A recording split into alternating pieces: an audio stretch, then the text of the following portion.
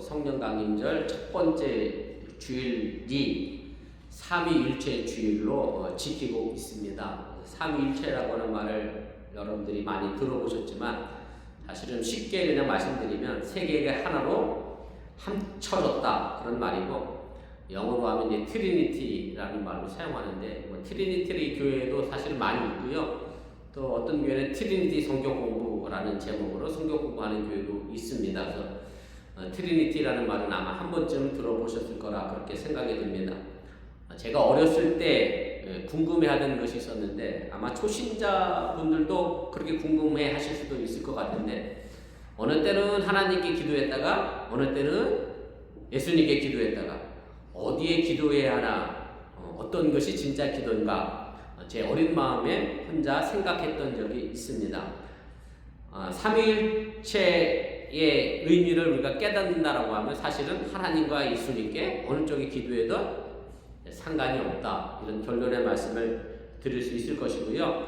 삼위일체라고 하는 말을 기독교 용어로 설명을 하면 성부 하나님, 그 다음에 성자 예수님, 그리고 하나님의 영인 성령, 이 세 가지 유격이 한 분 하나님으로 통일됐다는 것이고, 그래서 하나님께 기도하든 예수님께 기도하든 성령님께 향하여 기도하든 최종 목적지는 한 분 하나님으로 귀결된다라는 사실을 여러분들이 깨달으시기 바랍니다. 만약에 우리가 성부, 성자, 성령 이 세 유격을 각각 다른 신으로 이해하고 받아들이게 되면 어떻게 되느냐면 삼신론에 빠지게 됩니다. 신이 셋이 되는 거죠. 만약 이렇게 신앙 고백을 하게 되면 기독교 신관과는 맞지가 않습니다. 왜냐하면 기독교 신관은 여러분들이 아는 것처럼 유일 신앙이기 때문에 그렇습니다. 그래서 삼신론이면 기독교 신앙이라 말할 수 없다라고 하는 얘기입니다. 기독교가 고백하는 신과는 유일시 되신 하나님을 믿는 겁니다. 유일신이라고 하는 말의 의미는 하나님 외에 다른 신이 존재할 수 없다는 그런 뜻입니다. 그래서 사도 바울은 우상은 아무것도 아닌 존재라고 말하면서 우상에게 드려진 제물을 먹는 것에 우리가 거리낌 없이 아무 문제가 없다는 말을 했습니다. 고린도전서 8장 4절부터 6절까지 말씀인데, 여러분들이 이 말씀의 의미를 좀 생각해 보면 좀 함께 읽어보겠습니다.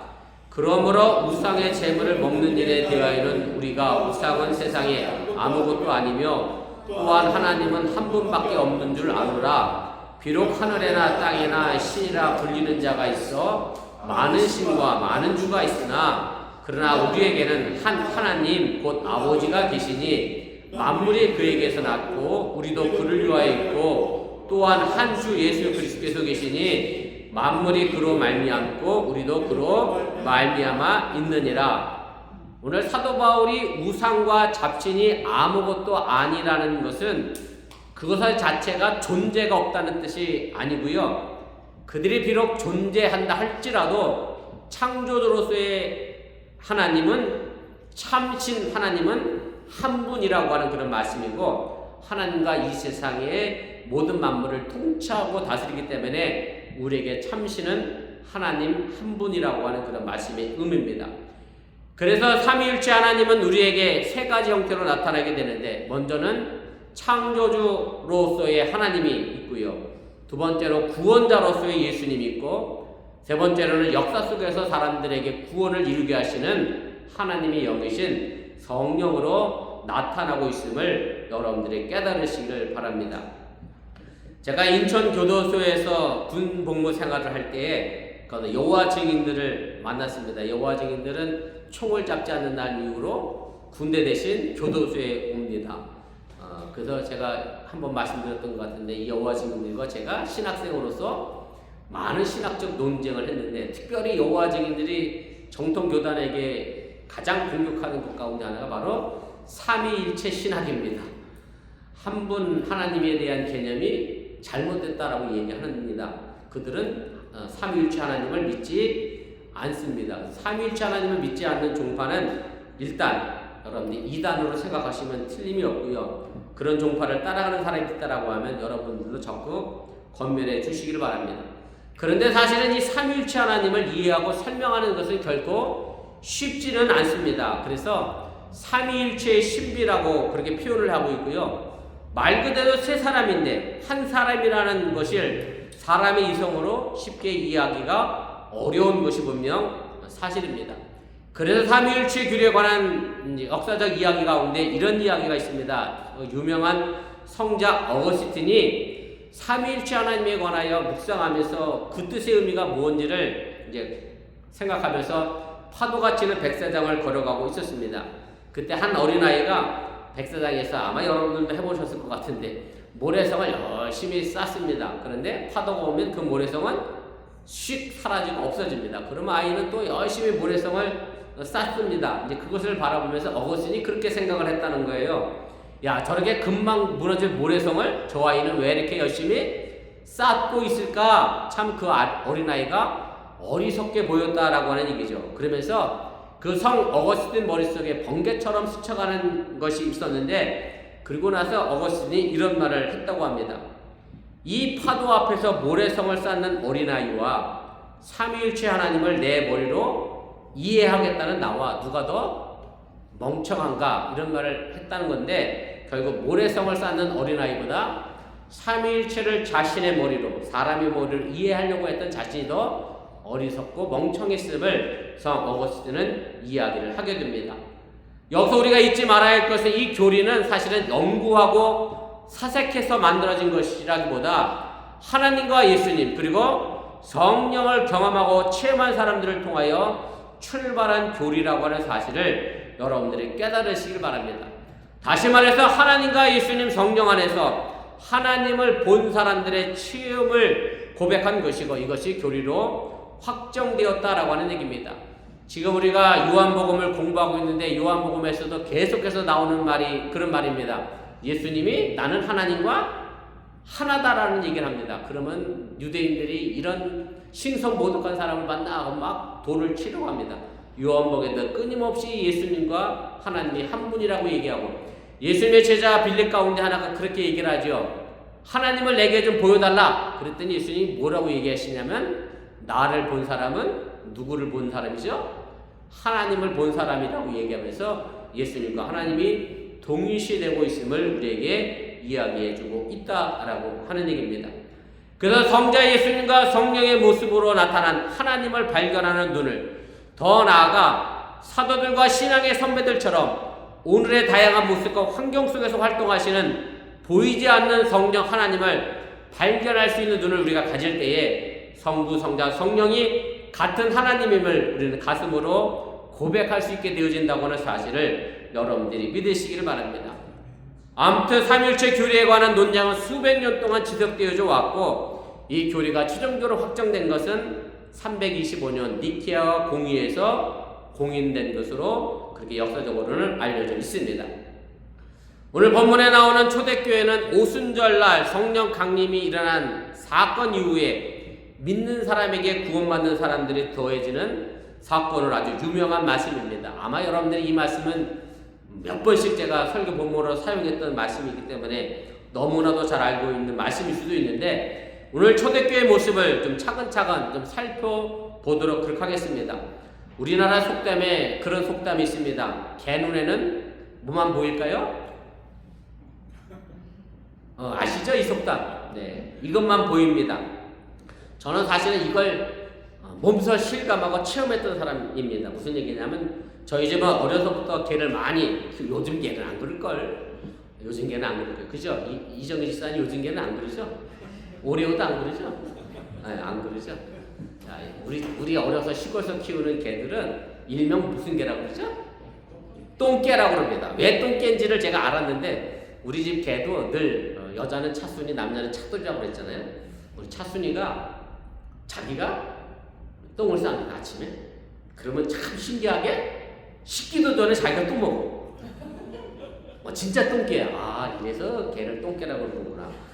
사실 개는 열심히 똥을 찾아다닙니다. 요즘 뭐 반려개들이라 뭐 그렇게 먹지는 않겠지만, 옛날에 그렇다고 우리 엄마가 뭐 개를 굶겨서 개가 똥을 먹는 것도 아닙니다. 제가 얘기했잖아요. 우리 엄마는 나 찬밥 줘도 걔는 신쌀밥 새로 해서 개한테 먹이는 분이셨거든요. 그러니까 배가 고파서 똥을 찾아 먹은 건 아닌데, 개 눈에는 자꾸 뭐가 보여요? 똥만 보이다 보니 그런 말이 생겨난 것이 아닌가, 그런 이야기입니다. 사실은 이 속담의 속뜻은 사람마다 관심사가 시각이 다르다는 것을 비유적으로 우리에게 알려주는 그런 말입니다. 제가 하와이에서 목회할 때 제 머리를 깎아주시던 미장원 집사님이 계셨는데 그분은 교회 오시면 제 설교를 듣기보다 뭐를 항상 먼저 보시냐면 제 머리를 보십니다. 그리고 설교가 끝나고 내려가면 그래요. 목사님 이번 주일에 머리를 한번 깎으셔야 될 것 같은데 미장원에 오세요 하면서 저희 가족의 머리를 하와이에 있는 동안에 공짜로 봐주셨던 그런 분이 계셨는데 그 집사님의 관심은 주로 다른 사람 머리에 있었기 때문에 그렇습니다. 지난주 새벽기도 시간에 우리 찬미 씨가 기억할지 모르겠는데 제가 찬송가를 하나를 불렀는데 집에 가는 길에 어느 한 분에게 그 찬송을 부르면 매번 박자가 틀린다라고 어느 한 분이 지적을 해주셨습니다. 저는 그 찬송의 가사가 은혜가 돼서 이 찬양을 부르는데 그분은 박자가 맞지 않아서 은혜가 되지 않았다고 얘기하시면서 그날 저녁 가정 예배 시간에 그 찬송가를 다시 부르며 박자를 세며 열심히 연습을 했습니다. 찬미 씨 무슨 찬송가인지 알아요? 모르죠. 은혜를 그냥 그저 가사에 은혜 받았죠. 참 그렇다니까. 준에게 부탁하신 일 있잖아요. 우리가 지금은 그게 박자가 틀렸다고 해서 제가 한참 연습을 했습니다. 그분은 박자에만 관심이 많으셔서 그렇게 판단을 하게 되는데 우리가 살아온 경험과 삶의 관심은 내가 어떤 일을 판단할 때 아주 중요하게 영향을 주게 됩니다. 그래서 각자 자신이 중요하다고 생각하는 것에 집중하게 되고 그로 인하여 다른 사람들의 시각과 큰 차이를 보여서 때로는 갈등을 만들고 다툼을 만들어낼 때도 있는 것이 사실입니다. 사실 오늘 본문의 말씀도 마찬가지입니다. 오늘 본문의 말씀을 내가 어떤 시각을 가지고 바라보느냐에 따라 이 말씀이 내게 미치는 은혜가 다르게 된다는 그런 말씀입니다. 오늘 본문을 자세히 보면 초대교회 밑바닥에 흐르고 있는 초대교회 교인들의 희생이 보입니다. 그리고 다른 사람들을 위하여 드려지는 초대교회 교인들의 시간도 보입니다. 더 나아가 다른 사람들을 위해 헌신하는 초대교회 교인들의 삶이 보여지는 그런 말씀의 내용입니다. 성령을 받은 초대교회의 성도들의 신앙의 모습을 아주 특징적으로 보여주고 있는 말씀이 오늘 본문 말씀의 내용입니다. 초대교회 교인들은 예수님을 나와 구원의 구주로 믿고 예수님을 그리스도로 고백하고 그리고 나서 그들의 삶의 가치관이 바뀌어졌습니다. 예전에는 재산이 가장 중요한 가치관이었다고 하면 예수 믿는 삶이 너무나 귀해서 그 재산의 가치관이 사라져서 그 재산을 나눠주고 공유하는 나의 욕심을 버리게 됐다라고 하는 그래서 그 가치관의 삶의 변화가 이루어졌다라고 하는 사실을 여러분들이 깨달으시길 바랍니다. 그래서 이것은 보는 눈에 따라 귀한 기사로 볼 수도 있고 보는 눈에 따라 의미가 담겨있는 표정으로 볼 수도 있고 어떤 사람들은 내가 얼마나 해서 모은 재산인데 이걸 다른 사람들이 그냥 나눠준다고 있을 수 없는 일이라고 가능하지 않다라고 회의적인 시선으로도 얼마든지 볼 수 있는 말씀이 오늘 말씀의 내용입니다. 이 본문을 어떻게 보느냐에 따라서 우리 자신이 어떤 사람인지 스스로 말해주고 있다고 해도 틀리지가 않습니다. 사람은요 본 곳에 따라 행동하게 되어져 있습니다. 행동 또한 우리 자신을 나타내 줍니다. 단지 말만이 아니라 행동을 통해 내가 누구인지를 그 누군가에게 알려주고 말해준다라고 하는 얘기입니다. 그래서 무엇보다 말과 행동의 중요성을 여러분들이 꼭 기억하시길 바랍니다. 내가 믿는 그리스도가 누구인지 믿는 사람인 나를 통하여 그 예수님이 다른 사람에게 전해집니다. 하나님을 믿고 있는 내가 하는 말과 행동을 통해서 그리스도인인 나를 말해주고 있다라고 하는 얘기입니다. 자식이 잘못하면 누가 욕을 먹는지 여러분들은 잘 알고 계십니다. 사실은 자식보다 더 부모를 욕합니다. 네 집 자식이냐고 네 부모가 그렇게 가르쳤냐라고 이야기합니다. 그리스도인이 행동을 잘못하면 우리가 욕을 먹기도 하지만 더 나아가면 하나님께 욕을 먹히는 경우가 너무 많다라고 하는 그런 말씀입니다. 지난주에 기독교 방송이자 CBS 프로그램 중에 주영훈 씨가 사회자로 나오는 프로가 있습니다. 잘 아실 수도 있는데 새롭게 하소서라고 하는 프로그램이 있습니다. 지난주에 우연히 보게 됐는데 이분 아시죠? 주로 악역으로 나오시는 분인데 영화배우 겸 탤런트인데 최진호 씨인데 이분이 출연을 해서 이런 신앙 고백을 해요. 어려서부터 엄마 손에 이끌려서 교회를 다니다가 한동안 교회를 떠난 적이 있었다고 고백을 합니다. 그리고 그 떠난 이유가 뭐냐고 주영원 씨가 물었더니 그분이 이렇게 대답을 해요. 어느 연기학원에서 강의를 했는데 아직도 그 강의를 500만 원을 받지 못했다는 거예요. 그런데 그 학원장이 밥 먹을 때마다 뭐 하시던 분일까? 아버지 이런 분이래. 감사합니다. 근데 그분이 그 500만 원을 결국 떼어놓았대. 그래서 그것 때문에 자기가 예수 믿는 사람들이 왜 저래? 그래서 왜곡된 모습 때문에 자기가 교회를 한동안 떠났다라고. 우리 교회에도 그런 분, 저에게 그런 말씀 계세요. 자기 다니는 회사의 사장님이 매일 이렇게 기도를 하는데 직원들을 얼마나 못살게 구는지 말도 못한다고. 누가 저한테 그런 얘기를 하셨는데 사실은 이런 삶의 모습이 예수님에 대하여 하나님에 대하여 왜곡된 모습을 보여줄 수 있다라고 하는 얘기고 어느 누가 그렇게 해서 나에게 힘들게 하지만 반대로 나도 매일같이 밥 먹을 때 기도하는데 그 누군가에게 그 기도의 모습대로의 행동을 보여주지 못하면 또 다른 상처를 남겨주게 된다는 사실을 여러분들이 잊지 마시기 바랍니다. 본문 44절 이하에 보면 믿는 사람이 취해야 행동에 대하여 잘 나타나고 있습니다. 믿는 사람은 어떤 사람입니까? 분명히 기사와 표적을 보고 느낀 게 있는 사람입니다. 초대교회 사도들을 통해 본 것이 있고 깨달은 것이 있기에 믿는 사람이 되었기 때문에 그렇습니다. 그러면 여기에 있는 여러분과 저도 믿는 사람이라고 자신 있게 말할 수 있는지 우리가 스스로 물어봐야 합니다. 야고보 사도는 교회에 나왔다고 해서 믿는 사람이 아니라 예수님처럼 살고자 하기에 믿는 사람이라고 그렇게 우리에게 말씀해 주고 있습니다. 오늘 본문은 믿는 사람이라고 하면 어떻게 해야 하는지를 자세히 말해 줍니다. 44절부터 47절까지 있는 말씀의 내용인데 함께 다시 한번 읽어보겠습니다. 믿는 사람이 다 함께 있어 모든 물건을 서로 통용하고 또 재산과 수요를 팔아 각 사람의 필요를 따라 나눠주며 날마다 마음을 같이하여 성전에 모이기를 힘쓰고 집에서 떡을 떼며 기쁨과 순전한 마음으로 음식을 먹고 하나님을 찬미하며 또 온 백성에게 칭송을 받으니 주께서 구원받는 사람을 날마다 도하게 하시니라.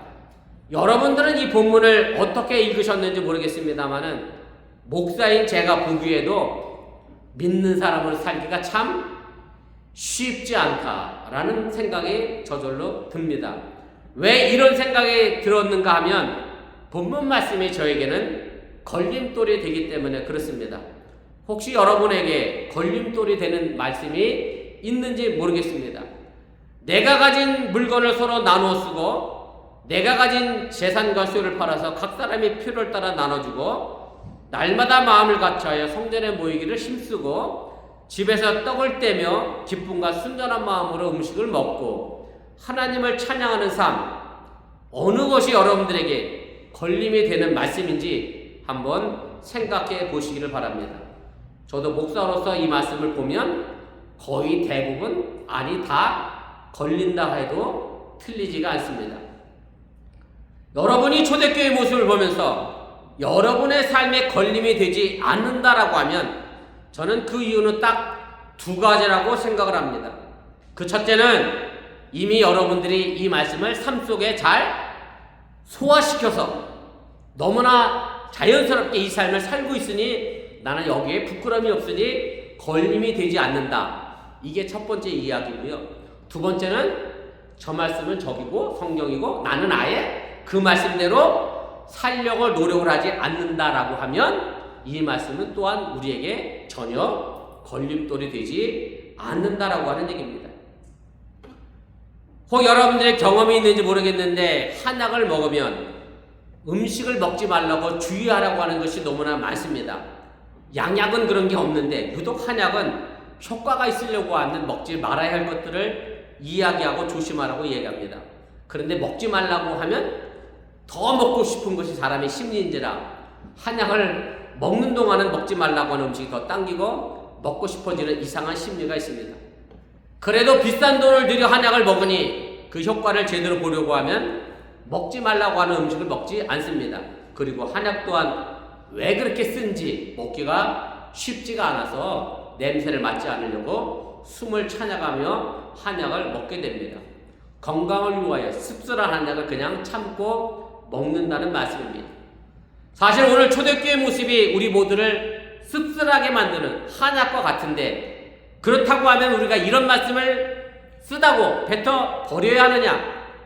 아니면 정작 우리의 삶에 약이 되는 것이 분명하니 쓴 약이라도 내가 기꺼이 이 말씀을 먹고 다짐하면서 내가 이 말씀대로 한번 살아봐야지 지키려고 애를 쓰는 것이 옳은 것이냐, 우리가 결정을 해야 한다라고 하는 얘기입니다. 저는 오늘 초대교회 모습을 보면서 제 개인적으로는 가장 힘들고 어려운 한약이 이거라고 생각합니다. 그래서 오늘 말씀의 제목도 제가 날마다 마음을 같이 하기라는 것으로 정했습니다. 왜 이런 게 어려운가 하면요, 부부간의 관계를 보면 딱 답이 나옵니다. 흔히 성경에서 결혼에 관한 말씀을 인용할 때 이 구절을 많이 본문을 선택하여 결혼식 주례를 합니다. 저도 경호교와 수비시지 결혼식 주례에 이 말씀을 제가 썼는데요, 이렇게 썼습니다. 마태복음 19장 5절 6절에 한번 읽어보세요. 사람이 그 부모를 떠나서 아내에게 합하여 그들이 한 몸이 될지니라 하신 것을 읽지 못하였느냐? 그런즉 이제 둘이 아니요 한 몸이니, 이렇게 돼 있거든요. 여러분들 다 부모를 떠나서 결혼하셨잖아요. 살아보니까 어떠시던가요? 남편과 한 몸이 되셨던가요? 부인과 한 몸으로 한 마음으로 같이 사시나요? 내가 보기엔 아직 뭐야, 윤진 씨하고, 물론 갑자기 생각이 안 나네. 거기는 아직 한 몸일 것 같아. 한 마음일 것 같아. 신혼이라. 어때요? 어떤 것 같아? 유현 씨하고 윤진 씨 한 마음 한 몸이야? 그렇지. 그래, 아직은 저기 가능할 수 있어.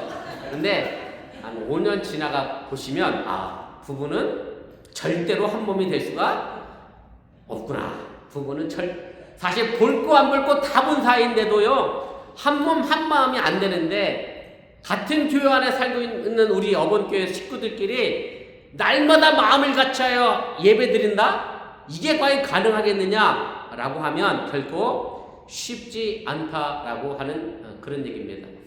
오늘 아버지 날인데 이럴 때는 또 한 몸을 또 주장하는 분들이 가끔 계셔. 무슨 얘기냐면, 우리 아들이 뜬금없이 밤 12시에 내려왔어. 왔는지도 몰랐어. 아침부터 무슨 깜짝 놀라서 이상한 신발이 와 있길래. 그래서 왜 내려왔냐? 아버지 날이라 내려왔대. 용돈을 주려고 내려왔대. 어머니 날도 내려와서 엄마 용돈을 줘서 내가 그랬어. 우리 아들한테. 엄마랑 나는 한 몸이니 어버이날 한 걸로 그만하면 됐는데 뭘 굳이 내려오냐? 이랬더니 우리 집사람이 그래. 그렇게 얘기하면 안 된다는 거야. 아버지 어머니는 절대 한 몸이 아니고 오늘 내려왔으니 고맙구나, 이렇게 얘기해줘야 된다는 거야. 그렇지. 엄마 용돈 준 걸로 아버지 걸로 퉁치면 김정호사님 섭섭하잖아요. 그죠? 난 아버지 날인데, 오늘 아버지 날인데 받으셨죠? 다? 안 받았어요? 그럼 억지로 옆구리 찔러서라도 받아야 돼. 자, 부부는 한 몸으로 자녀들이 또 퉁치면 안 돼요. 엄마 아버지 한 몸이니 한 분에게만 드려야지. 그러면 안 돼요, 진짜. 저도 부모님에게 용돈을 보내드리는데 어머니 통장에 이렇게, 아버지 통장에 따로 넣습니다. 왜냐하면 아버지 통장에만 들어가면 절대 어디로 안 흘러가죠. 어머니 통장에 흘러가지 않기 때문에 저도 이렇게 따로따로 넣어드립니다. 여러분, 부모님에게 한 몸으로 하지 마시고, 부부는 이래서도 또 결코 한 몸이 아닌 것 같아요. 그런데 제가 하나 되는 방법을 찾았습니다. 어떻게 찾았느냐? 물론 쉽지는 않습니다. 부부 사이에도 마찬가지고 성도들 간에도 우리가 할 수가 있습니다. 뭐냐면, 내가 없다 생각하면 우리는 한 몸 한 마음이 됩니다. 부부 간에 어느 쪽 하나의 의견이 있잖아요. 그러면 내가 접으면 되죠. 그러면 하나 되는데, 내가 굳이 살아있다라고 같이 이야기하면 절대 하나 되지 않습니다. 나를 부정하면 상대방 하나만 남게 됩니다. 교회 안에서도 성도들의 마음이 하나 되려고 하면 사실은 성도 개인의 마음, 사람의 마음은 부정하고 하나님만 바라보면 그 마음으로 하나 될 수 있습니다. 그래서 날마다 마음을 같이 하기 위해선 자기의 마음을 하나님 앞에 내려놓는 자기 결단, 자기 부정이 있을 때만 날마다 마음을 같이 할 수 있음을 여러분들이 믿으시길 바랍니다. 하나님 앞에서, 사람 앞에서 자신의 희생을 감수할 때 날마다 마음을 같이 할 수 있다는 그런 말씀입니다. 성령 강림의 첫 번째 주일, 바로 삼위일체 주일인데요. 성부 하나님, 성자 예수님, 그리고 성령님이 하나이 되신 우리 어번교회가 성령의 충만함으로 믿는 사람이 되어 서로 각자의 마음을 하나님 한 분으로 모으면 우리 어번교회는 더욱 건강한 교회의 모습으로 성장해 갈 수 있다고 하는 사실을 여러분들이 믿으시길 바랍니다. 우리는 이 자리를 통하여 건강한 교회를 꿈꾸며 어번교회로 이루어가고 있습니다. 건강한 교회 모델이 오늘 초대교회 모습입니다. 우리가 건강한 교회 모델 앞에서 무엇을 절제하고 무엇을 내려놓아야 할지를 깊이 묵상해 보시기를 바랍니다. 저는 오늘 말씀의 한약을 여러분들에게 드렸습니다. 말씀을 받아들이는 데는 삼가해야 할 것들이 많이 있습니다. 날마다 마음을 같이 하기 위해서는 내가 삼가해야 할 것들이 많이 있습니다. 또 날마다 마음을 같이 하기 위해서는 쉽지 않고 오랜 시간 동안 걸릴 수도 있습니다. 그러나 날마다 마음을 같이 하기 위한 초대교회의 삶의 모습이 우리의 삶이 될 때, 이 말씀이 어번교회 귀한 반석이 될 때 하나님께서 우리에게 구원받는 사람을 날마다 더하게 하시는 교회가 될 수 있다는 사실을 여러분들이 기억하시고 오늘도 날마다 마음을 같이 하여 기뻐하며 찬송하며 나아갈 수 있기를 주님의 이름으로 축원을 드립니다. 말씀을 기억하며 우리 1분여 정도 합심해서 함께 기도하겠습니다. 제가 오늘 말씀의 제목을 날마다 마음을 같이 하여 라는 제목으로 여러분들에게 증거해 드렸습니다.